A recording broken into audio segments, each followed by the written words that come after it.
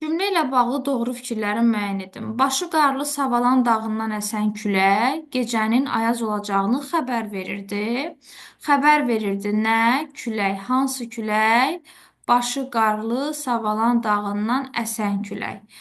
Nədən xəbər verirdi? Nəyi xəbər verirdi? Gecənin ayaz olacağını, bu da olacaq cümləmizin tamamlığı. Baş üzvlər söz birləşməsi ilə ifadə olunub yanlışdır. Çünki mübtədamız sadəcə külək sözüdür. Xəbərimiz də frazoloji birləşmədir. Deməli, söz birləşməsi ilə ifadə olunmuyub. Zərflik yoxdur. Bəli, cümləmizdə zərflik yoxdur. İkinci dərəcəli üzvlər söz birləşməsi ilə ifadə olunub. Doğru fikirdir. Təyinimiz fe'li sifət tərkibidir. Tamamlığımız da ismi birləşmədir. Ona görə 3 də doğru olur. Mübtəda ilə xəbər arasında uzlaşma pozulub. Xeyr, pozulma yoxdur. Külək təkdədir, xəbər verirdi.